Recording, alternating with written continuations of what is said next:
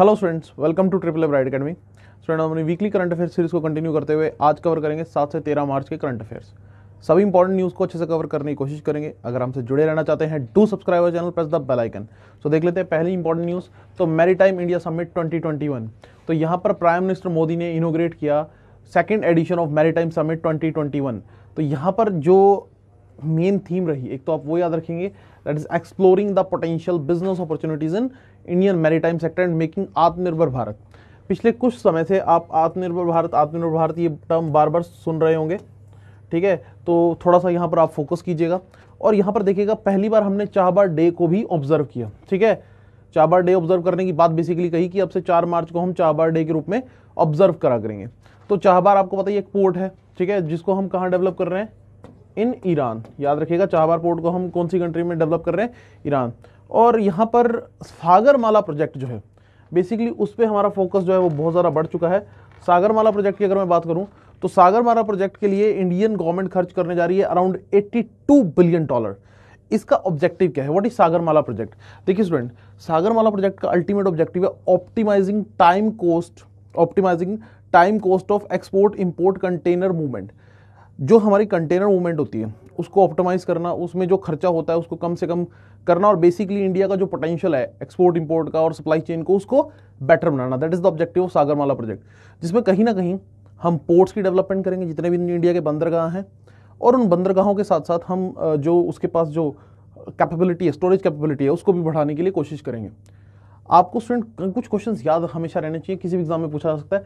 अगर पूछ लिया गया कभी भी एग्जाम में कि इंडिया की टेरिटोरियल, अगर आपसे पूछ लिया गया कि टेरिटोरियल वाटर में इंडिया की जो एक तरह से पावर रहती है वो कहाँ तक रहेगी, तो टेरिटोरियल वाटर में इंडिया की जो जुरिस्डिक्शन है वो कहाँ तक चलेगी, 12 नॉटिकल माइल तक। याद रखिएगा, टेरिटोरियल वाटर्स में इंडिया की जो जुरिस्डिक्शन रहती है वो कहाँ तक रहती है, 12 नॉटिकल माइल्स तक। अगर अब मैं बात करूं अगला क्वेश्चन, एक अच्छा क्वेश्चन यहां पर ये भी हो सकता है, एक टर्म हमारे पास यूज की जाती है बार बार, that is exclusive economic zone, ठीक है। सो मेरा क्वेश्चन आप लोगों से ये है कि एक्सक्लूसिव इकोनॉमिक जोन कहां तक एक्सटेंडेड होती है। एक्सक्लूसिव इकोनॉमिक जोन एक कंट्री की कहां तक, कितने नॉटिकल माइल तक एक्सटेंडेड होती है, जल्दी से कमेंट सेक्शन में कमेंट करके बताइए। Exclusive economic zone of a country extended up to,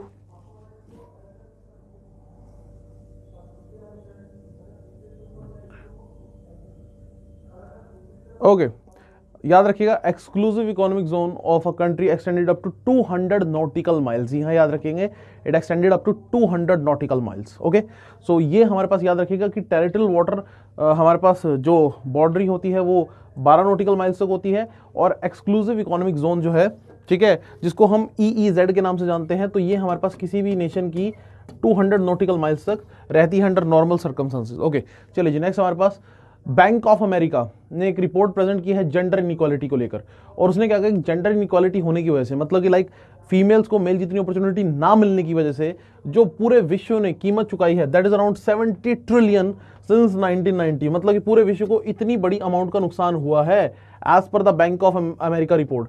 ये अमेरिका का दूसरा सबसे बड़ा बैंक है आफ्टर JP मॉर्गन चेज, ठीक है। लास्ट लेक्चर में हमने JP मॉर्गन चेस के बारे में भी बात की थी। तो उसके बाद ये US का सबसे बड़ा बैंक है। अगर हम बात करें बैंक ऑफ अमेरिका, तो इसने यहाँ पर रिपोर्ट दी है। इसके अलावा ऐसी रिपोर्ट्स हम स्टूडेंट बार बार देखते हैं कि आज भी वर्ल्ड में क्या है, जेंडर इनइक्वालिटी है, और उसको कहीं ना कहीं खत्म करना हमारे पास सस्टेनेबल डेवलपमेंट गोल्स का टारगेट भी है। अगर आपको याद हो, सस्टेनेबल डेवलपमेंट गोल्स में हमारे पास 17 गोल्स हैं यूनाइटेड नेशन की तरफ से, उसमें जेंडर इनइक्वालिटी को खत्म करना भी एक लक्ष्य है, ये आप याद रखेंगे।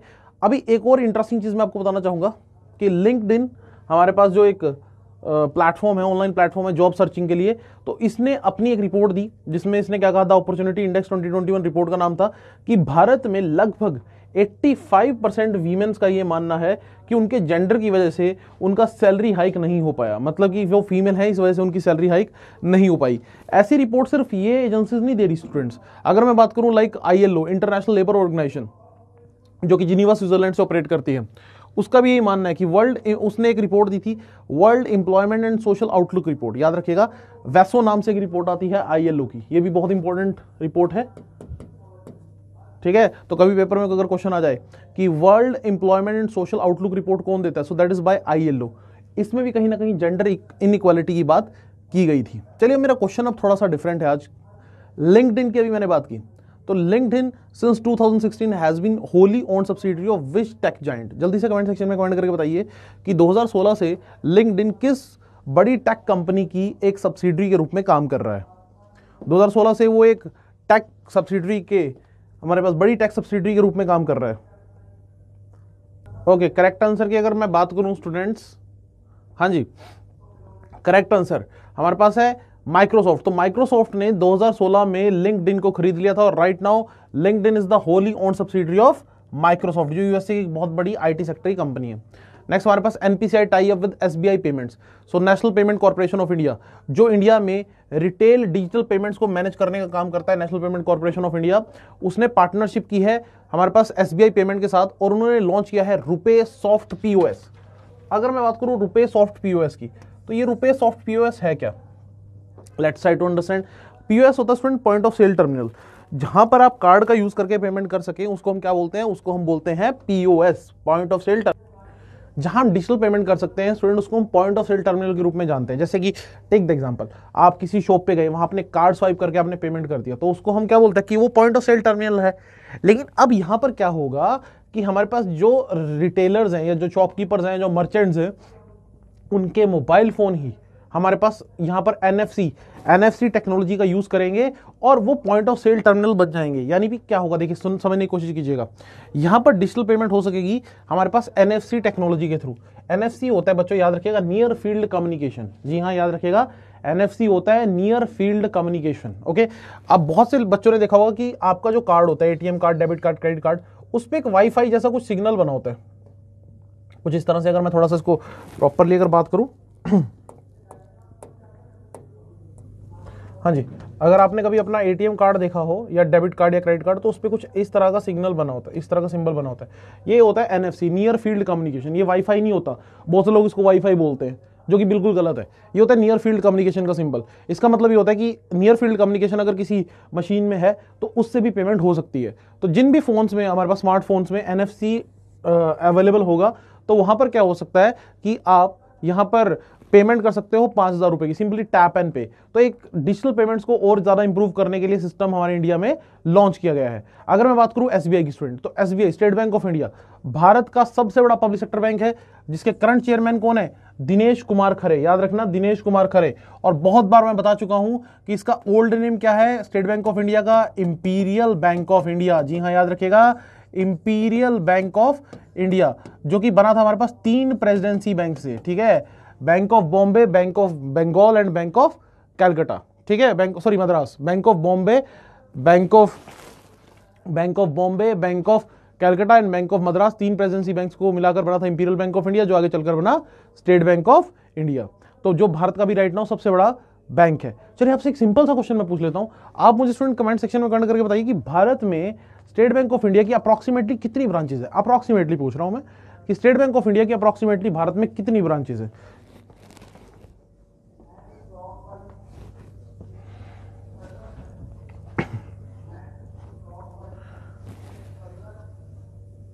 ओके, अगर हम बात करें स्टूडेंट एसबीआई की इंडिया में ऑलमोस्ट 22,000 ब्रांचेस। जी हाँ, याद रखिएगा, ऑलमोस्ट 22,000 ब्रांचेस हैं। ओके, चलिए जी, नेक्स्ट हमारे पास बैंकिंग सेक्टर से एक और news. RBI announces operation twist come OMO. OMO here stand for open market operations. देखिए स्टूडेंट, ध्यान सुनिएगा, आरबीआई क्या करता है? गवर्नमेंट सिक्योरिटीज की सेल और परचेज करता है। किसके लिए? ताकि वो मार्केट में मनी सप्लाई को मैनेज कर सके। मार्केट में मनी सप्लाई को बनाए रखने के लिए वो ओपन मार्केट ऑपरेशन परफॉर्म करता है। ओपन मार्केट ऑपरेशन में होता क्या है? Sale and purchase of government securities. देखिए समझने की कोशिश कीजिएगा, जब आरबीआई गवर्नमेंट सिक्योरिटीज को सेल करेगा, तो क्या होगा? मार्केट से पैसा जो है अगर वो सेल करेगा, तो जो लोग हैं गवर्नमेंट आरबीआई को पैसा देंगे अपनी जेब से पैसा निकालकर। तो जब आरबीआई गवर्नमेंट सिक्योरिटीज को सेल करेगा तो मार्केट में मनी सप्लाई कम हो जाएगी। लेकिन जब आरबीआई गवर्नमेंट सिक्योरिटीज को परचेज करेगा तो क्या होगा? वो मार्केट में मनी सप्लाई को इंक्रीज करेगा। तो यहां पर देखिएगा कि हमारे पास simultaneously purchase and sale of government securities, यहां पर क्या करेगा RBI? Aggregate amount of 20,000 crore यहां पर यूज करेगा। और हमारे पास and 15,000 crore sale on March, यहां पर 10 मार्च को सेल होने की बात की गई है। So this make a combination of operation twist of 15,000 crore and OM of operation twist क्या है, आरबीआई मार्केट में पैसा पंप इन कर रहा है। तो दोनों चीजें एक साथ यहां पर चलती हुई दिखाई दे रही हैं। सो बेसिकली आपने याद रखना है कि ऑपरेशन ट्विस्ट या ओपन मार्केट ऑपरेशन का संबंध किससे है, रिजर्व बैंक ऑफ इंडिया से। और Reserve Bank of India open market operation या ऑपरेशन ट्विस्ट क्यों परफॉर्म करता है, क्यों लेकर आता है, तो just to maintain the money supply, market में मनी सप्लाई को मैनेज करने के लिए। ये क्वेश्चन आप याद रखिएगा कि मनी सप्लाई को मैनेज करने के लिए आरबीआई परफॉर्म करता है ओपन मार्केट ऑपरेशंस। चलिए अब मैं आपसे क्वेश्चन पूछता हूं, जब भी आरबीआई ओपन मार्केट ऑपरेशंस की बात होती है तो यहां पर कई बार एक टर्म सुनने को मिलती है एलटीआरओ। एलटीआरओ आप मुझे कमेंट सेक्शन में कमेंट करके बताइए, एलटीआरओ एल स्टैंड फॉर व्हाट, एलटीआरओ में एल का मतलब क्या है, जल्दी से कमेंट सेक्शन में कमेंट करके बताइए। In LTRO L stand for what?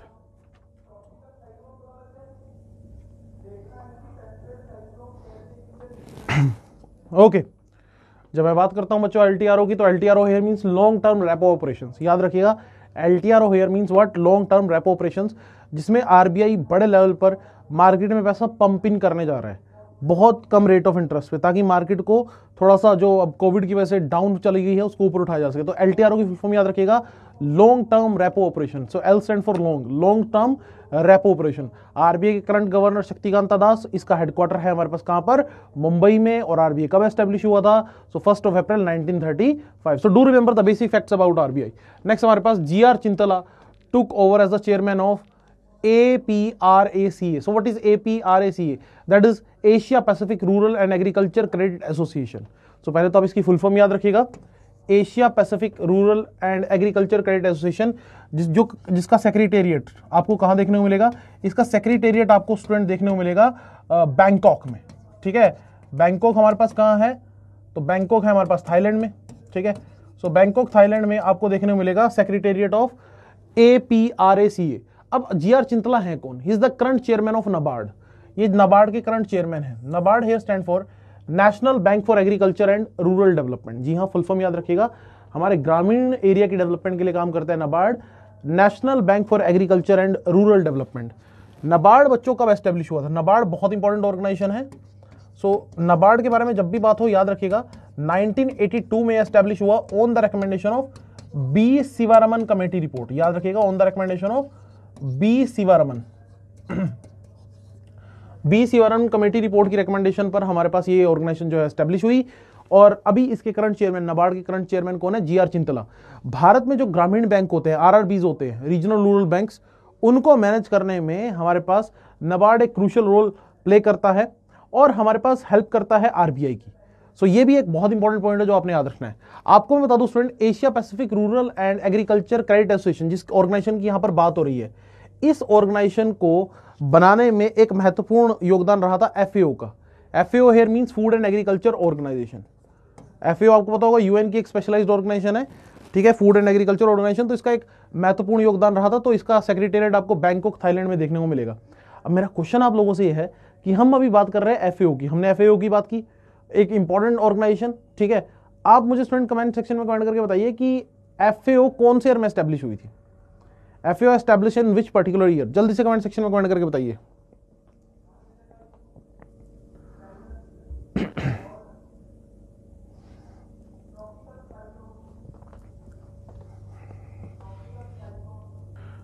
Okay, correct answer है 16 अक्टूबर 1945। ईयर है 1945। ठीक है, 1945 में हमारे पास एफएओ को एस्टेब्लिश किया गया था।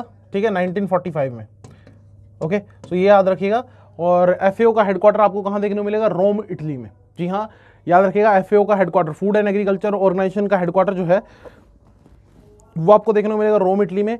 और पेपर में अगर कभी क्वेश्चन आ गया कि नाबार्ड का हेडक्वार्टर कहां है, तो नाबार्ड का हेडक्वार्टर याद रखिएगा, नाबार्ड का हेडक्वार्टर आपको देखने को मिलेगा मुंबई में। जी हाँ, नाबार्ड का हेडक्वार्टर आपको कहां देखने को मिलेगा, मुंबई में। चलिए जी आगे चलते हैं नेक्स्ट न्यूज की तरफ।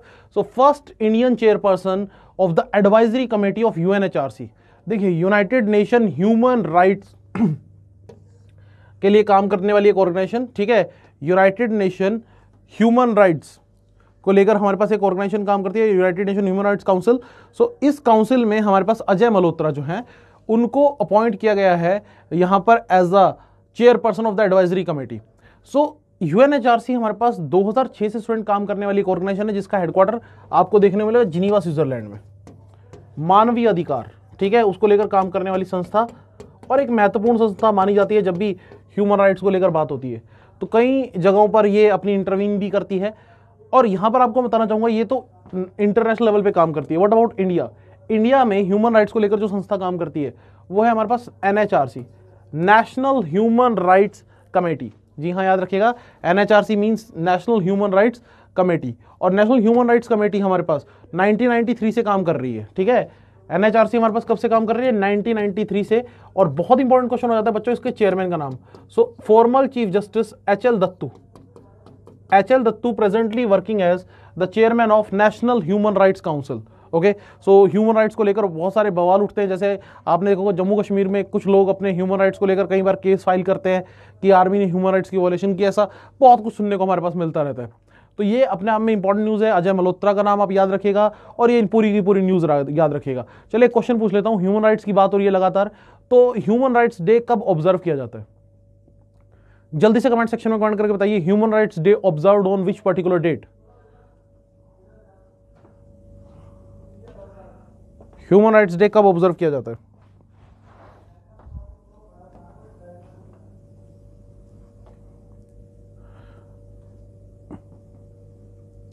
ओके, याद रखिएगा 10th ऑफ दिसंबर को हम ऑब्जर्व करते हैं ह्यूमन राइट्स डे। याद रखिएगा 10th of December every year we observe as Human Rights Day. Okay, चलिए जी, नेक्स्ट हमारे पास,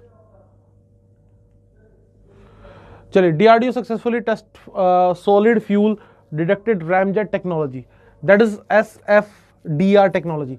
तो बच्चों पहले तो आप ये याद रखिएगा, SFDR technology, solid fuel ducted ramjet technology, ये हमारे पास बेसिकली यूज की जाती है मिसाइल्स में। ठीक है, आपको बता दूं कि DRDO ने SFDR टेक्नोलॉजी बनाई है। तो पहले तो आपको इस चीज की फुल फॉर्म पूछी जा सकती है एग्जाम में। इसका यूज कहां होता है? हमारे पास एयर टू एयर जो मिसाइल होती हैं बेसिकली, उनमें इसका यूज किया जाता है। कैसे यूज किया जाता है मैं आपको बताता हूं। ये जो रैमजेट इंजन होता है, इसकी एक स्पेशलिटी होती है कि इसको आपको एक्सटर्नल ऑक्सीजन प्रोवाइड करने की जरूरत नहीं होती। ये जो रैमजेट इंजन होता है, ये ऑक्सीजन कहां से लेता है? Oxygen from atmosphere. ये एटमॉस्फेयर से ही ऑक्सीजन को ले लेता है। तो आपको इस इंजन के साथ एडिशनली कोई ऑक्सीजन के लिए कोई सिलेंडर या ऑक्सीजन के लिए कोई ऐसा सिस्टम बनाने की जरूरत नहीं होती। So it take oxygen directly from the atmosphere. Okay, तो ये याद रखिएगा, SFDR टेक्नोलॉजी की फुल फॉर्म याद रखिएगा। और इसको टेस्ट फायर कहां से किया गया? ITR चांदीपुर। ITR चांदीपुर हमारे पास, ITR means integrated test range, DRDO की टेस्ट रेंज है जो कि कहां है? हमारे पास चांदीपुर ओडिशा में। ठीक है, और DRDO बहुत बार बात होती है हमारे पास गवर्नमेंट की वो संस्था जो हमारे लिए सभी डिफेंस के इक्विपमेंट बनाने के लिए काम करती है। और DRDO के बारे में बेसिक इंफॉर्मेशन तो आप याद ही रखिएगा कि DRDO के बारे में जो बेसिक इंफॉर्मेशन 1958 में एस्टेब्लिश हुई। ओके, हेडक्वार्टर इसका न्यू दिल्ली में है। याद रखिएगा, G सतीश रेड्डी इसके करंट चेयरमैन है। तो मैं आपको बता भी देता हूं कि इसके करंट चेयरमैन मैं कई बार पहले भी बता चुका हूं, G Satish Reddy. Okay, do remember the name. इसके करंट चेयरमैन है, हेडक्वार्टर इसका न्यू दिल्ली में है, मिनिस्ट्री ऑफ डिफेंस के अंडर ही आती है। चलिए मैं आपसे पूछ लेता हूं एक क्वेश्चन। ऑक्सीजन की बात हो रही थी। ठीक है, हमारे जो एलिमेंट्स हैं, ठीक है, केमिस्ट्री जब आप पढ़ते हैं तो एलिमेंट्स को हमने पीरियोडिक टेबल में बांटा हुआ है और उसमें अलग अलग ब्लॉक्स हैं। तो मेरा क्वेश्चन ये है, ऑक्सीजन बहुत बार हम सुनते हैं, बहुत बार इसके बारे में बात होती है, हम जी रहे हैं तो ऑक्सीजन की वजह से जी रहे हैं। तो मेरा क्वेश्चन अब आप लोगों से ये है कि ऑक्सीजन कौन से ब्लॉक में हमारे पास देखने को मिलता है पीरियोडिक टेबल के अंदर? जल्दी से कमेंट सेक्शन में कमेंट करके बताइए, oxygen lie in which block of the periodic table? Oxygen lie in the which block of periodic table?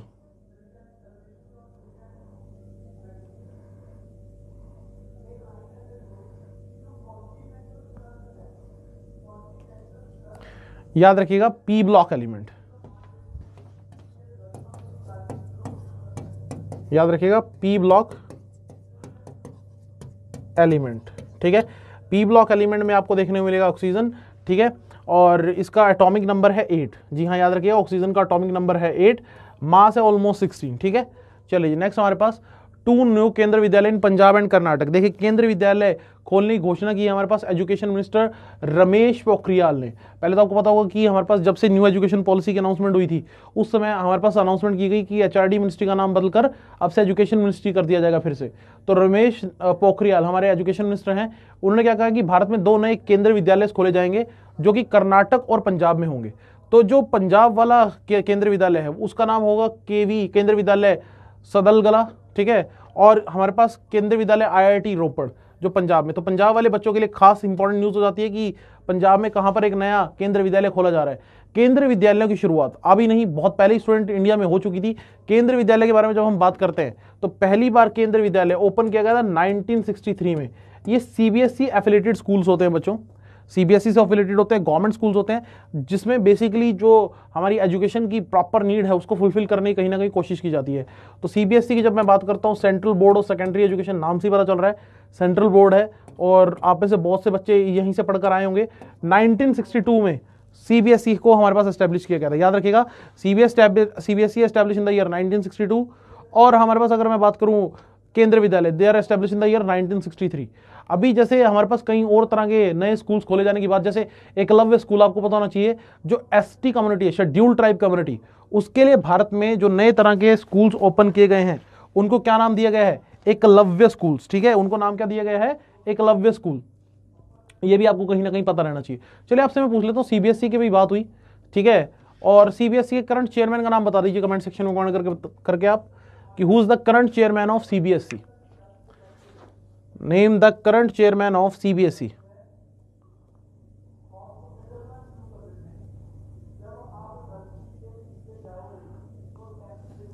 Okay, current chairman कौन है? मनोज आहूजा, याद रखिएगा, Manoj Ahuja, current chairman of CBSE। ठीक है, नेक्स्ट हमारे पास WCD ministry brought all the programmes under 3 umbrella scheme. जो WCD ministry है, मतलब कि यानी वुमेन चाइल्ड डेवलपमेंट मिनिस्ट्री है, वो वुमेन और चाइल्ड डेवलपमेंट के लिए जो भी प्रोग्राम चल रहे हैं उनको 3 बड़े प्रोग्राम्स के अंदर ले आए हैं।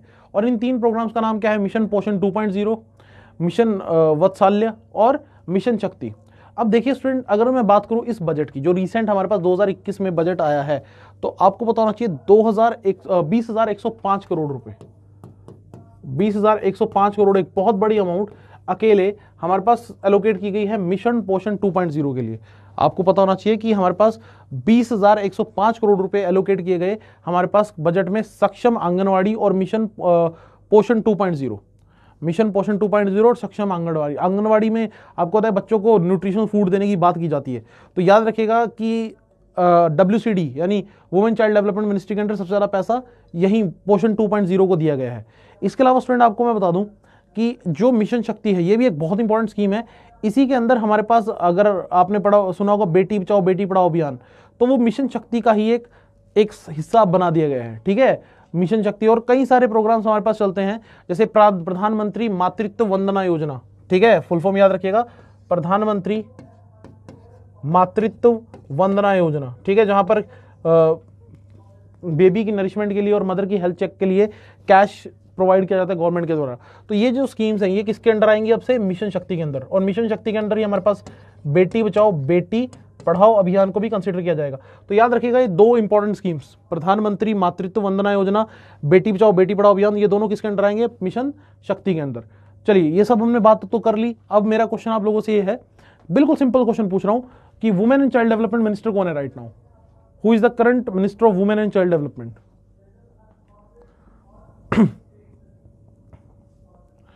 Who is the current Minister of Women and Child Development?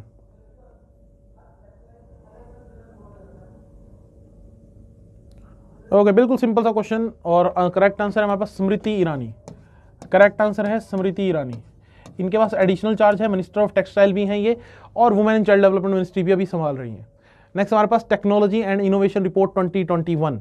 देखिए स्टूडेंट, हमारे पास एक नई रिपोर्ट आई है। ठीक है, रिपोर्ट किसी तरफ से आई है? यूनाइटेड की तरफ से। फुल फॉर्म याद रखिएगा, United nation conference on trade and development. United nation conference on trade and development, trade और डेवलपमेंट के लिए स्पेशली एजेंसी बनी है। ऑल दो ट्रेड को मैनेज करने के लिए एक स्पेशलाइज्ड एजेंसी भी काम करती है, WTO, वर्ल्ड ट्रेड ऑर्गेनाइजेशन। तो बट लेकिन ट्रेड को प्रॉपरली फैसिलिटेट करने के लिए through out the world United भी काम करता है। यूनाइटेड का हेडक्वार्टर याद रखिएगा जिनीवा में आपको देखने को मिलेगा। 1964 में ये एजेंसी हमारे पास एस्टेब्लिश हुई थी। यूनाइटेड कौन से ईयर में? 1964 में एस्टेब्लिश हुआ था। इसका मेन जो ऑब्जेक्टिव, जो एजेंडा था, जो अब तक ये फुलफिल कर पाया है, that is generalized system of preferences. याद रखिएगा, हमारे पास एक GSP नाम से एक एजेंडा था इसका, जिसको ये फुलफिल कर पाया है, that is generalised system of preferences. Full form याद रखिएगा, generalised system of preferences. Important question हमारे पास हो जाता है स्टूडेंट। तो इसका बेसिकली काम हमारे पास क्या रहता है कि ट्रेड को और फैसिलिटेट करना और डेवलपमेंट के बात पे आगे बढ़ाना। तो इसकी अभी एक रिपोर्ट आई है, टेक्नोलॉजी एंड इनोवेशन रिपोर्ट 2021। तो पहला क्वेश्चन तो यही हो गया कि टेक्नोलॉजी एंड इनोवेशन रिपोर्ट किसकी तरफ से आई। So technology and innovation report is presented by United, और इसमें इंडिया का रैंक क्या रहा, इंडिया का रैंक रहा 43। याद रखिएगा, इंडिया का रैंक रहा हमारे पास 43। ओके, सो सीधा सीधा क्वेश्चन हमारे पास पूछा जा सकता है यहां पर। चले जी, नेक्स्ट हमारे पास योनेक्स स्विस ओपन 2021। तो इंडियन शटलर पीवी सिंधु यहां पर सिल्वर मेडल जीत पाई, ऑल दो गोल्ड नहीं मिल पाया और अनफॉर्चुनेटली, लेकिन हमें अप्रिशिएट करना चाहिए कि फाइनल तक ये पहुंच पाई।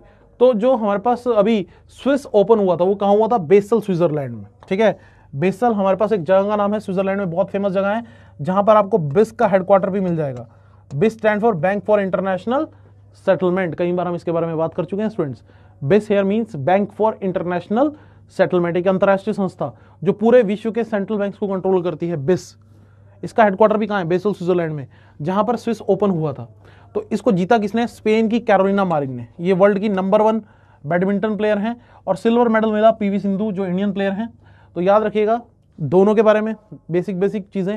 और बैडमिंटन की जब भी बात होती है बच्चों, तो बैडमिंटन को हमारे पास कंट्रोल और रेगुलेट कौन करता है, BWF, बैडमिंटन वर्ल्ड फेडरेशन। ठीक है, याद रखिएगा हमारे पास बैडमिंटन को कंट्रोल और रेगुलेट करने की रिस्पॉन्सिबिलिटी BWF की है, that is badminton world federation. ठीक है, बैडमिंटन वर्ल्ड फेडरेशन, जिसका हेडक्वार्टर आपको कहां देखने मिलेगा, इसका हेडक्वार्टर आपको देखने मिलेगा कुआलालंपुर में। ठीक है, कुआलालंपुर हमारे पास कौन से देश की राजधानी है, जी हां, मलेशिया। कुआलालंपुर मलेशिया की राजधानी है, और मलेशिया के बारे में याद रखिएगा कि मलेशिया पाम ऑयल में बहुत बड़ा एक्सपोर्टर है।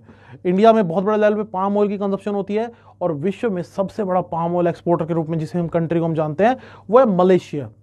ओके, मलेशिया के प्रेसिडेंट जो हैं वो काफ़ी न्यूज़ में रहे थे पिछले 1-2 सालों में, क्योंकि उन्होंने इंडिया के खिलाफ काफ़ी कुछ बोला, फिर अल्टीमेटली वो चेंज भी हो गए। सो राइट नाउ मेरा क्वेश्चन आप लोगों से है कि मलेशिया की कैपिटल है कुआलालंपुर, और who is the current president of Malaysia. Simple सा क्वेश्चन है, who is the current president of Malaysia.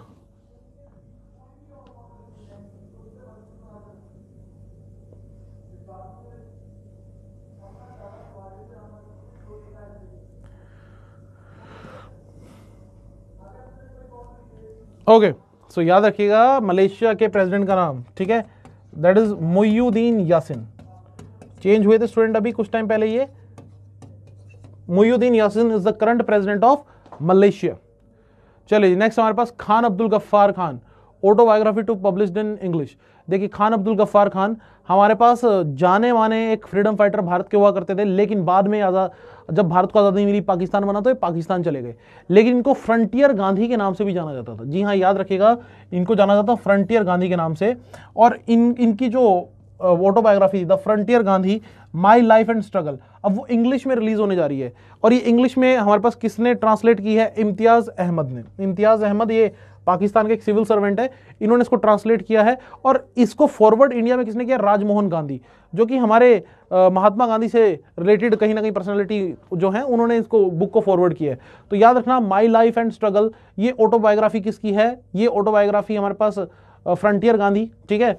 और इनके बारे में खास बात क्या है स्टूडेंट, इन्होंने एक मूवमेंट भारत में चलाई थी आज़ादी के दौरान, ठीक है, खुदाई खिदमतगार मूवमेंट, ठीक है, एक मूवमेंट इनके द्वारा चलाई गई थी, उसके बारे में कई बार पेपर में क्वेश्चन आ जाता है, खुदाई खिदमतगार, ठीक है, मूवमेंट, जिसको हम किस नाम से और जानते हैं, रेड शर्ट मूवमेंट के नाम से।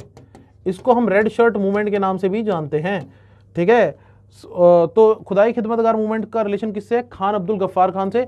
इनको बादशाह खान के नाम से भी स्टूडेंट जाना जाता था, बादशाह खान के नाम से भी। खैबर पख्तूनख्वा प्रोविंस या नॉर्थ वेस्ट फ्रंटियर प्रोविंस से ये बिलोंग करते थे, पश्तून फैमिली से बेसिकली ये थे। मेरा क्वेश्चन आप लोगों से स्टूडेंट ये है कि he is the first non Indian awarded with Bharat Ratna. तो इनको भारत रत्न कौन सी ईयर में दिया गया, he is the first non Indian awarded with Bharat Ratna. आप जल्दी से कमेंट सेक्शन में कमेंट करके बताइए कि इनको भारत रत्न कौन से ईयर में दिया गया।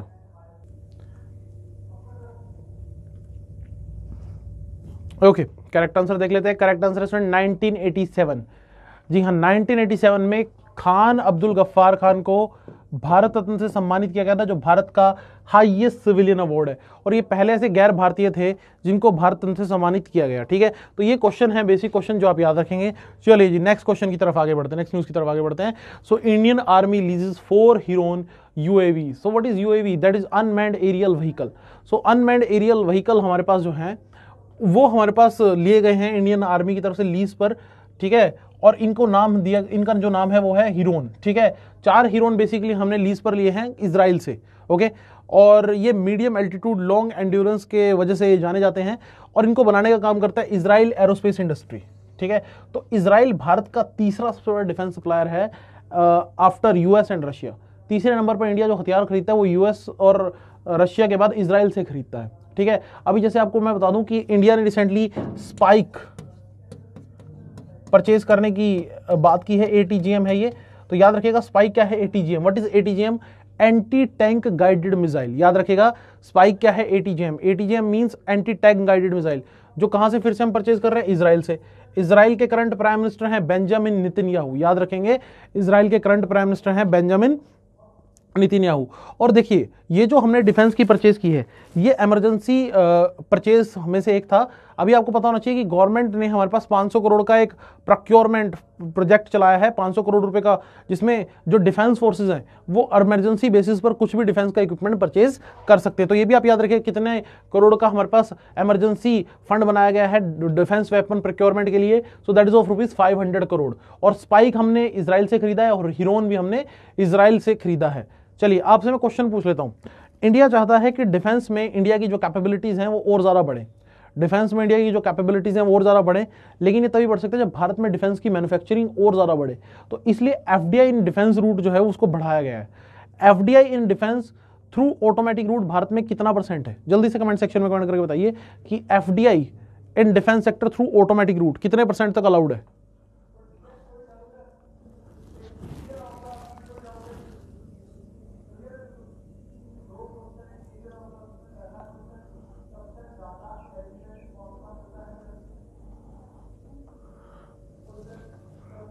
Okay, so FDI in defence sector हमारे पास कितना? 74%। जी हाँ, याद रखिएगा एफडीआई इन डिफेंस सेक्टर हमारे पास 74%। ठीक है, चलिए जी नेक्स्ट न्यूज की तरफ चलते हैं। हमारे पास 2021 इकोनॉमिक फ्रीडम इंडेक्स, तो 2021 का इकोनॉमिक फ्रीडम इंडेक्स आया है, और इसमें याद रखिएगा कि हमारे पास इंडिया का स्कोर रहा 56 और रैंक कितना रहा 121। एक तो आप इंडिया का रैंक याद रखिएगा, इंडिया का रैंक याद रखना बहुत जरूरी है। इंडिया का रैंक रहा 121 और यहाँ पर मोस्टली अनफ्री, और तो इंडिया की जो रैंकिंग है वो गिरती हुई दिखाई दे रही है। So index of economic freedom, और यहाँ पर टॉप किसने किया है? सिंगापुर ने, एक एशियन कंट्री सिंगापुर ने यहाँ पर टॉप किया है। और पहली बार स्टूडेंट ऐसा हुआ है कि यहाँ पर हांगकांग को इस इंडेक्स से बाहर रखा गया है, हांगकांग को इस इंडेक्स में कंसीडर ही नहीं किया गया। देखिए हांगकांग की जब मैं बात करता हूं, याद रखिएगा Hong Kong is a special administrative region of China nowadays. अगर मैं करंट सिचुएशन पे बात करूं, Hong Kong is one of the special administrative region of China. तो ये हांगकांग की स्टोरी क्या है, तो थोड़ा सा अगर हम याद करें तो किंग डायनेस्टी हमारे पास हुआ करती थी, या किंग एम्पायर हुआ करता था चाइना में। इसने क्या किया था हमारे पास, किंग एम्पायर ने after the first opium war, जब फर्स्ट ओपियम वॉर खत्म होती है, ओपियम वॉर किस किस के बीच में हुई थी? किंग डायनेस्टी और ब्रिटिशर्स के बीच में। फर्स्ट ओपियम वॉर जब खत्म होती है, ठीक है, तो उसके बाद ये जो हांगकांग आइलैंड्स है, ठीक है, इनको हमारे पास एक तरह से गिव अप कर दिया था 1842 में। किसको? इंग्लैंड को, ठीक है, और यू कैन से ब्रिटिशर्स को, इसको गिव अप कर दिया था after the end of the first opium war by the king empire. Okay, अब मेरा क्वेश्चन आप लोगों से है कि उसके बाद हमारे पास क्या हुआ कि इसको हमारे पास ब्रिटिशर्स ने एक फाइनेंशियल हब के रूप में कन्वर्ट कर दिया, और एक ब्रिटिश कॉलोनी हमारे पास काफी टाइम तक बना रहा हांगकांग। तो मेरा क्वेश्चन आप लोगों से है कि हांगकांग कौन से ईयर में चाइना को फिर से ट्रांसफर किया गया? हाँ जी, जल्दी से, transfer from UK in which year?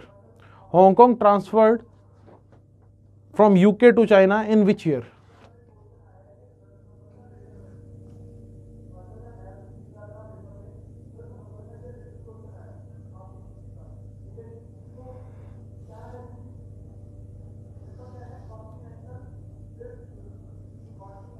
Okay, correct answer है हमारे पास 1997। करेक्ट आंसर है 1997। चलिए जी नेक्स्ट हमारे पास first country to receive Covax vaccine through UN initiative. देखिए हमारे पास आपको पता होना चाहिए स्टूडेंट, इंडिया में हमारे पास डायरेक्टरेट जनरल, ठीक है, sorry drug controller general of India, ठीक है, आप पहले तो याद रखिएगा, drug controller general of India DCGI, इसने 2 वैक्सीन को अप्रूवल दिया है। एक तो है हमारे पास कोविशील्ड, नाम याद रखिएगा, और एक है कोवैक्सीन, ठीक है। कोवैक्सीन की अगर मैं बात करूं तो इसको बनाने का काम हमारे पास कौन कर रहा है, भारत बायोटेक। और कोविशील्ड जो है वो एस्ट्राजेनेका ने हमारे पास डेवलप की है, लेकिन उसकी मैन्युफैक्चरिंग काम कौन कर रहा है, सीरम इंस्टीट्यूट ऑफ इंडिया। दोनों के बारे में एक बहुत इंपॉर्टेंट क्वेश्चन बच्चों, एक यूपीएससी लेवल का क्वेश्चन, कि कोविशील्ड जो है वो लाइव वैक्सीन है, जबकि कोवैक्सीन एक इनएक्टिवेटेड वैक्सीन है। जी हाँ, याद रखिएगा, कोविशील्ड जो है वो एक लाइव वैक्सीन है और ये कोवैक्सीन जो है वो एक इनएक्टिवेटेड वैक्सीन है। दोनों में सबसे बड़ा डिफरेंस ये है। और फिर मैंने आपको बता दिया कि कोविशील्ड को बनाने का काम हमारे पास सीरम इंस्टीट्यूट ऑफ इंडिया कर रहा है और कोवैक्सीन को बनाने का काम कर रहा है भारत बायोटेक। तो अभी क्या हुआ है कि 6 lakh doses of AstraZeneca vaccine, ठीक है, जिसको सीरम इंस्टीट्यूट ऑफ इंडिया ने बनाया, यानी कोविशील्ड बेसिकली, उसको हमारे पास यहाँ पर यूएन के इनिशिएटिव की तरफ से हमारे पास डिप्लॉय किया गया है, दिया गया है किसको, हमारे पास एक अफ्रीकन कंट्री घाना को। और यहाँ पर कोवैक्स जो है वो हमारे पास एक प्लान है जिसमें हमारे पास यूएन क्या करेगा, कंट्रीज को वैक्सीन प्रोवाइड करेगा, ठीक है, और 2 बिलियन डोसेज कोविड-19 की वैक्सीन की प्रोवाइड करनी है इसने 2021 तक। टारगेट याद रखिएगा, यूएन का टारगेट क्या है, to provide 2 billion doses to the weaker and you can say middle income countries. और कब तक, 2021 तक। ये सारा प्रोजेक्ट जो है वो हमारे पास किसका प्रोजेक्ट है, यूएन का प्रोजेक्ट है। तो ये सारी जितने भी इंपॉर्टेंट पॉइंट्स है वो आपको बताना चाहिए। और याद रखिए कोविशील्ड जो है वो हमारे पास, कोविशील्ड के बारे में याद रखिएगा, एक लाइव वैक्सीन है, जबकि कोवैक्सीन एक इनएक्टिवेटेड वैक्सीन है। और सीरम इंस्टीट्यूट ऑफ इंडिया की जब मैं बात करता हूं तो अदर पूनावाला इसके चेयरमैन और सीईओ हैं हमारे पास सीरम इंस्टीट्यूट ऑफ इंडिया के। तो याद रखिएगा, सीरम इंस्टीट्यूट ऑफ इंडिया के जो सीईओ हैं वो कौन है, अदर पूनावाला। ये एक जानी मानी पर्सनैलिटी है राइट नाउ, इंडिया में काफ़ी ज़्यादा न्यूज़ में रहते हैं, तो इनका नाम याद रखिएगा, पिछले लेक्चर्स में भी बात कर चुके हैं। तो मेरा लोगों से क्वेश्चन अगर मैं बात करूं, अगर कोवैक्सीन के बारे में बात करूं तो इसको भारत बायोटेक बना रहा है और इसके जो हमारे पास चेयरमैन है वो KM इल्ला, ठीक है। भारत बायोटेक के जो करंट चेयरमैन है वो है KM इल्ला। चलिए आप सिंपल सा क्वेश्चन मुझे बता दीजिए कि जो भारत बायोटेक है उसका हेडक्वार्टर कहाँ है। जैसे सीरम इंस्टीट्यूट ऑफ इंडिया तो पुणे में स्थित है, सो भारत बायोटेक का हेडक्वार्टर आपको कहाँ देखने को मिलेगा, जो वैक्सीन बना रही है कोवैक्सीन के नाम से। So where is the headquarter of Bharat Biotech,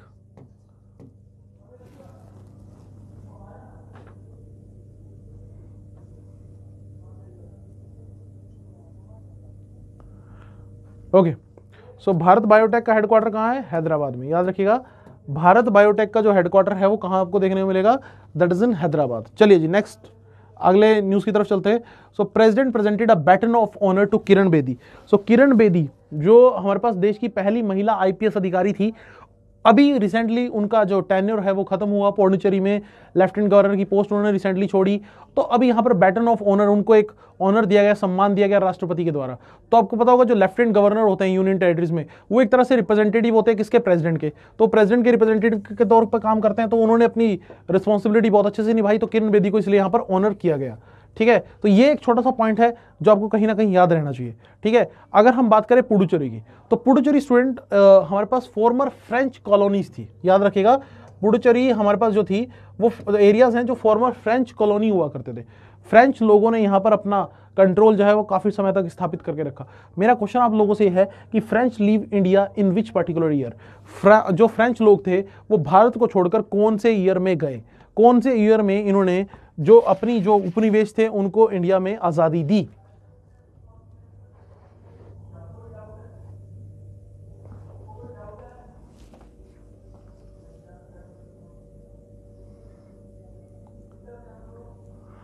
okay, तो याद रखिएगा स्टूडेंट, फ्रेंच सबसे लास्ट में भारत आए थे 1664 में, ठीक है, और 1954 तक ये भारत में टिके रहे। जी हाँ, याद रखिएगा 1664 टू 1954 जो है ये वो टाइम पीरियड है जब फ्रेंच लोग जो हैं वो भारत में जमे रहे। तो बेसिकली हमारा एक क्वेश्चन का आंसर हुआ 1954। याद रखिएगा क्वेश्चन का आंसर हमारे पास क्या हुआ, 1954। तो पुडुचेरी एक हमारे पास यूनियन टेरिटरी, और राइट नाउ भारत में कितनी यूनियन टेरिटरीज हैं, याद रखिएगा भारत में कुल 8 यूनियन टेरिटरीज हैं। भारत में कुल 8 यूनियन टेरिटरीज हैं। और अभी देखिए पुडुचेरी से रिलेटेड एक और न्यूज मैं आपको यहां पे कराना चाहूंगा। अभी करंट जो लेफ्टिनेंट गवर्नर है पुडुचेरी की, उनका नाम है डॉक्टर टी सुंदरराजन, और इनको यहां पर कन्फर किया गया है as top 20 global women of excellence award 2021। ये दिया गया है हमारे पास यूएसए की तरफ से, और यहां पर यूएसए के जो सेनेटर हैं, ठीक है, यूएस कांग्रेसमैन है डेनी के डेविस, उनकी तरफ से ये अवार्ड इनको दिया गया। तो बेसिकली याद रखिएगा कि जो अभी पुडुचेरी की करंट गवर्नर है उनका नाम आपको बेसिकली याद रखना पड़ेगा, ठीक है, और ये याद रखना पड़ेगा कि इनके पास एडिशनल चार्ज है। वैसे तेलंगाना की गवर्नर है, याद रखिएगा, ये जो हमारे पास टी सुंदरराजन है ये तेलंगाना की गवर्नर है, और अभी इनके पास एडिशनल चार्ज है, कहां का, इनके पास एडिशनल चार्ज है पुडुचेरी के गवर्नर, लेफ्टिनेंट गवर्नर के रूप में भी। तो इनको यहां पर एक तरह से ऑनर किया गया है top 20 global women of excellence award के द्वारा। तो ये दोनों क्वेश्चंस आपस में कहीं ना कहीं कनेक्टेड हैं, तो इनको एज इट इज एक साथ ही याद रखिएगा। चलिए जी नेक्स्ट न्यूज की तरफ चलते हैं। Okay, India's biggest kidney dialysis hospital inaugurated. तो भाई भारत का सबसे बड़ा किडनी डायलिसिस हॉस्पिटल जो है वो बंगला साहिब गुरुद्वारा दिल्ली में इनोग्रेट किया गया है, उसको एक तरह से खोल दिया गया है। देखिए अगर मैं बात करूं गुरुद्वारा बंगला साहिब की, ठीक है, तो बड़ा इंटरेस्टिंग क्वेश्चन आपको मैं बताना चाहूंगा कि हमारे पास गुरु हरकृष्ण जी, उनकी याद में ये जो गुरुद्वारा है वो बनाया गया है दिल्ली में।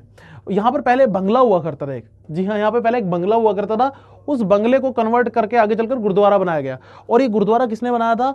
बाघेल सिंह ने एक गुरुद्वारा बनाया था जिसको आज आप बंगला साहिब, और देश के बड़े गुरुद्वारों में से और बहुत फेमस गुरुद्वारों में से एक है बंगला साहिब गुरुद्वारा। तो यहां पर देखिएगा स्टूडेंट, हमारे पास एक मेडिकल साइंसेज रिसर्च इंस्टीट्यूट की तरफ से एक 100 बेडेड हॉस्पिटल लगाया गया है जहां पर डायलिसिस की फैसिलिटी अवेलेबल कराई जाएगी, जो ऐसा माना जा रहा है किडनी का सबसे बड़ा डायलिसिस सेंटर अपने आप में होगा। देखिए जब मैं किडनी की बात करता हूं तो याद रखिएगा नेफ्रोलॉजी, एक वर्ड याद रखिएगा, बहुत इंपॉर्टेंट हो जाता है नेफ्रोलॉजी। नेफ्रोलॉजी क्या होता है बच्चों? नेफ्रोलॉजी होता है हमारे पास जो किडनी से रिलेटेड डिजीज होती है उनको स्टडी करना, that is known to be nephrology. और नेफ्रॉन्स होते हैं बेसिकली, ह्यूमन किडनी में होते हैं नेफ्रॉन्स, और ये बेसिक फंक्शन परफॉर्म करते हैं किडनी का। जी हाँ, nephron perform the basic functional unit, ठीक है, ऑफ ह्यूमन किडनी। चलिए अगर मैं ह्यूमन किडनी की बात की, मैंने गुरुद्वारे की बात कर ली, और बहुत ही अच्छा इनिशिएटिव है। यहाँ पर कोई स्टूडेंट, आपको बताना चाहूंगा, बिलिंग काउंटर ही नहीं है, तो ऐसे हॉस्पिटल्स की इंडिया को बहुत जरूरत है, क्योंकि इंडिया एक लो मिडिल इनकम कंट्री है और ऐसे हॉस्पिटल्स की हमें सच में बहुत ज़रूरत है। तो यहाँ पर ऐसा होना चाहिए कि जो हमारे पास रिलीजियस इंस्टीट्यूट, स्पेशली जो बड़े रिलीजियस इंस्टीट्यूट हैं, जो बहुत खूब सारा पैसा उनके पास दान में आता है, चाहे वो हिंदू रिलीजन से हो, चाहे वो मुस्लिम से हो, चाहे सिख से हो, चाहे ईसाई से हो, वो ऐसे इनिशिएटिव को लें और इस तरह के कुछ इंस्टीट्यूट एस्टेब्लिश करें तो बहुत अच्छा रहेगा हमारी भारत की जनता के लिए। अब मेरा क्वेश्चन आप लोगों से है, किडनी का अप्रोक्स वेट कितना होता है? जल्दी से कमेंट सेक्शन में कमेंट करके बताइए कि किडनी का जो अप्रोक्स वेट होता है वो हमारे पास कितना होता है।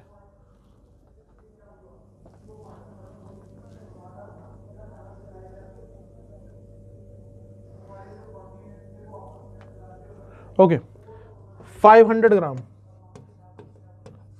ठीक है, याद रखिएगा किडनी का जो अप्रोक्सीमेट होता है दैट इज 500 ग्राम, ठीक है। नेक्स्ट हमारे पास mobilising electric vehicle financing in India report. देखिए हमारे पास नीति आयोग और रॉकी माउंटेन्स इंस्टीट्यूट की तरफ से एक रिपोर्ट आई है। रिपोर्ट का नाम mobilising finance for electric vehicles in India, tool kit of solutions to mitigate risk and address market barriers. तो यहां पर इन्होंने क्या कहा है कि इंडिया में इलेक्ट्रिक व्हीकल्स का जो मार्केट साइज होगा 50 बिलियन का होगा 2030 तक।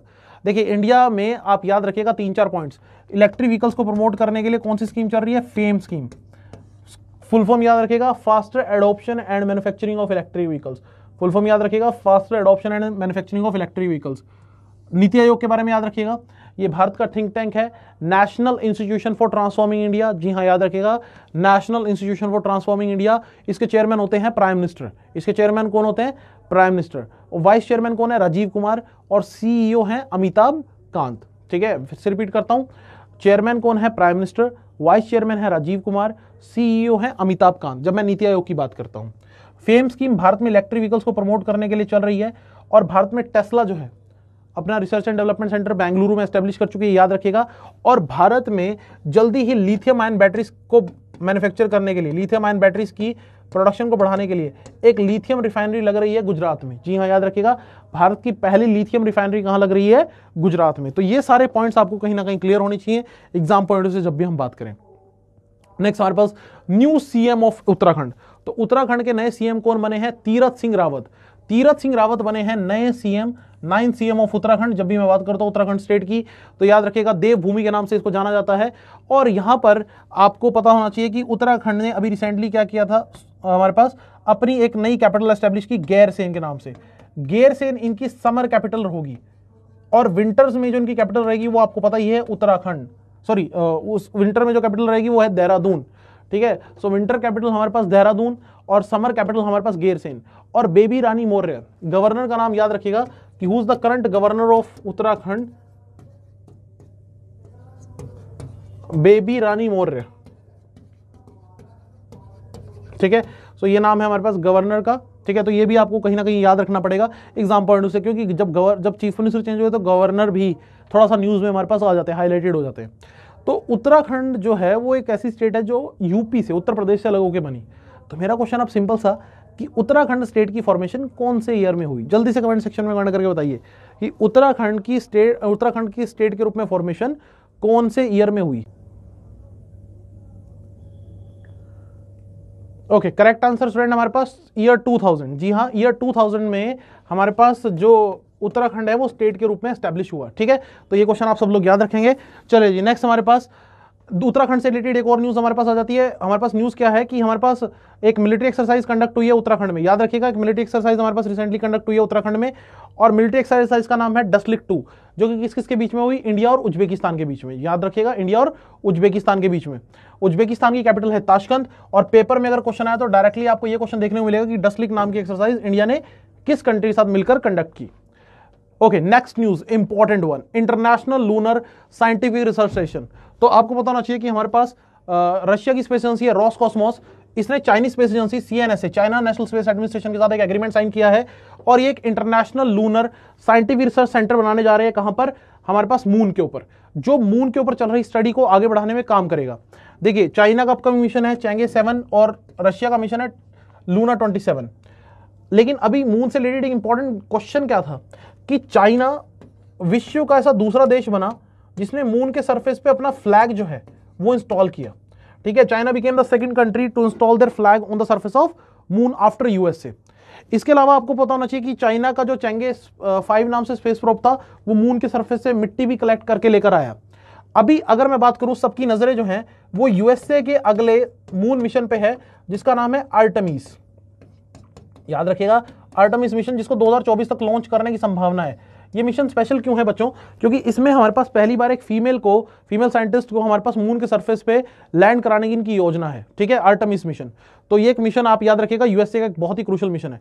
अब मेरा क्वेश्चन आप लोगों से ये है कि कौन सी कंट्री मून के सरफेस के ऊपर जल्दी ही एक न्यूक्लियर रिएक्टर बनाने जा रही है, which country going to establish a nuclear reactor on the surface of moon.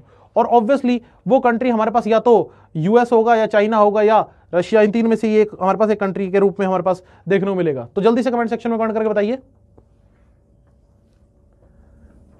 Okay, correct answer है स्टूडेंट हमारे पास USA। जी हाँ, याद रखिए, करेक्ट आंसर है USA।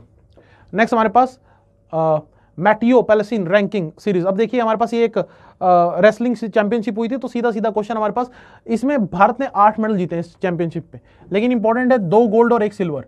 तो ये किसने जीता है, बजरंग पूनिया, विनेश फोगाट और सरिता मोर। तो इनकी बच्चों वेट कैटेगरी जरूर आप याद रखिएगा, वेट कैटेगरी इंपॉर्टेंट है एग्जाम पॉइंट ऑफ व्यू से। जब भी मैं बात करूं तो वेट कैटेगरी को लेकर भी आपसे क्वेश्चन पूछा जा सकता है और इनके बारे में भी क्वेश्चन आ सकता है। ठीक है, तो एक बार ये पढ़ लीजिएगा, सीधा सीधा क्वेश्चन अगर इसमें से आया तो। ओके, नेक्स्ट, डिफेंस सेक्टर से इंपॉर्टेंट न्यूज, इंडिया को तीसरी स्कॉर्पियन क्लास सबमरीन मिल चुकी है। तो स्कॉर्पियन क्लास सबमरीन जो इंडिया को कमीशन हो रही है, तो ये सब किसके तहत हो रही है, ये सब हो रही है प्रोजेक्ट 75 के तहत। सो इंडिया और फ्रांस मिलकर एक प्रोजेक्ट 75 हमारे पास उस पर काम कर रहे हैं, जिसमें इंडिया को ये हमारे पास 6 स्कॉर्पियन क्लास सबमरीन्स बनाकर दी जाएंगी। 2 सबमरीन्स ऑलरेडी हमारे पास डिलीवर हो चुकी थी, अब ये तीसरी सबमरीन INS करंज डिलीवर हुई है। इससे पहले जो 2 सबमरीन्स डिलीवर हो चुकी हैं उनका नाम है INS कलवेरी और INS कंधेरी। अब सिर्फ इसके बाद 3 सबमरीन्स और बची हैं। तो अब आपने क्वेश्चन क्या क्या याद रखने हैं कि इंडिया को जो स्कॉर्पियन क्लास सबमरीन्स मिल रही हैं वो कौन से प्रोजेक्ट के अंडर, प्रोजेक्ट 75। इस प्रोजेक्ट में इंडिया का पार्टनर कौन है, फ्रांस। इस प्रोजेक्ट में इंडिया का पार्टनर कौन है, फ्रांस। ठीक है, और नेक्स्ट अगर हम आगे बात करें तो अभी INS करंज मिली है, कलवेरी और कंधेरी ऑलरेडी डिलीवर हो चुकी हैं। तो मेरा क्वेश्चन आप लोगों से स्टूडेंट ये है कि 4th सबमरीन कौन सी है जिसके ट्रायल शुरू हो चुके हैं, 4th scorpion class submarine of India जिसके ट्रायल शुरू हो चुके हैं और बहुत ही जल्द इसकी डिलीवरी हो जाएगी। जल्दी से कमेंट सेक्शन में कमेंट करके बताइए।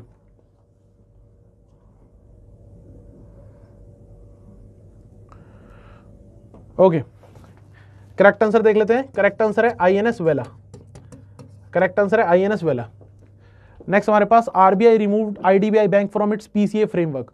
सो IDBI Industrial Development Bank of India, इसमें एलआईसी के 51% शेयर है। जी हाँ, याद रखिएगा ये एलआईसी ओन्ड बैंक है। एलआईसी के इसमें 51% शेयर ऑलमोस्ट आपको देखने को मिलेंगे, Life Insurance Corporation of India. So इसको हमारे पास पीसीए फ्रेमवर्क से हटा दिया गया है। अब ये पीसीए फ्रेमवर्क क्या होता है? पीसीए होता है बच्चों प्रॉम्प्ट करेक्टिव एक्शन। जब आरबीआई को लगता है किसी बैंक की फंक्शनिंग प्रॉपर नहीं चल रही, तो आरबीआई उसको प्रॉम्प्ट करेक्टिव एक्शन में डाल देता है। यानी वो बैंक अपने खर्चे कम करे, नई ब्रांचेस ना खोले, बड़े लोन चैनलाइज ना करे। तो एक तरह से करेक्टिव एक्शन होता है कि बैंक की सिचुएशन को सुधारने के लिए आरबीआई ने उसके ऊपर एक्शन लिया। तो जब तक पीसीए किसी बैंक के ऊपर लगा रहता है तो बैंक फ्रीली काम नहीं कर सकता और उसकी सिचुएशन को अच्छी सिचुएशन कंसीडर नहीं किया जाता। तो अभी याद रखिएगा कि 4 साल बाद, बहुत बड़ी न्यूज है कि 4 साल बाद आईडीबीआई बैंक को यहां पर पीसीए फ्रेमवर्क से बाहर निकाल दिया गया है। तो आप याद रखिएगा कौन से बैंक को आरबीआई ने रिसेंटली, बड़े बैंक को इंडिया के, पीसीए फ्रेमवर्क से बाहर निकाला है, तो वह आईडीबीआई बैंक। आईडीबीआई बैंक की बात करूं तो 1964 में यह बैंक हमारे पास एस्टेब्लिश हुआ था, ठीक है। और इसका मेन ऑब्जेक्टिव था इंडस्ट्रीज को बड़े लोन चैनलाइज कराना, ठीक है। और इसके सीईओ हैं राकेश शर्मा। जी हाँ, याद रखिएगा इसके सीईओ हैं राकेश शर्मा।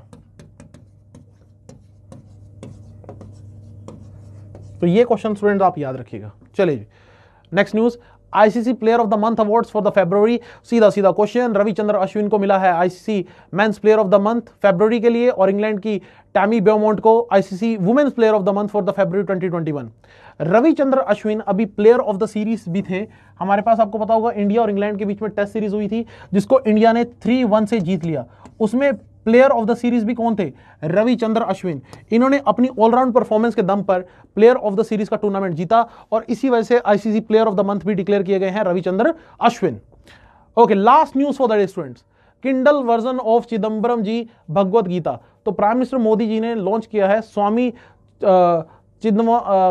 ऑब्वियसली थोड़ा सा टिपिकल नाम है, चिदभवंदा जी भगवत गीता। ऑब्वियसली थोड़ा सा मैं करेक्ट से प्रोनाउंस नहीं कर पा रहा हूं, तो इसको हमारे पास लॉन्च किया गया है। तो भगवत गीता का एक स्पेशलाइज्ड वर्जन है बेसिकली, जिसको वर्चुअल मोड पर सब लोग पढ़ पाएंगे। तो प्राइम मिनिस्टर ने इसको लॉन्च किया तो थोड़ा सा इसलिए हमारे पास इंपॉर्टेंट हो जाता है, ठीक है। तो मेरा क्वेश्चन आप लोगों से, भगवत गीता की जब मैं बात करता हूँ, इंडिया में एक जानी मानी हमारे पास एक होली बुक है, तो मेरा क्वेश्चन ये है कि भगवत गीता को सबसे पहले लिखा किसने था? बहुत सिंपल सा क्वेश्चन है।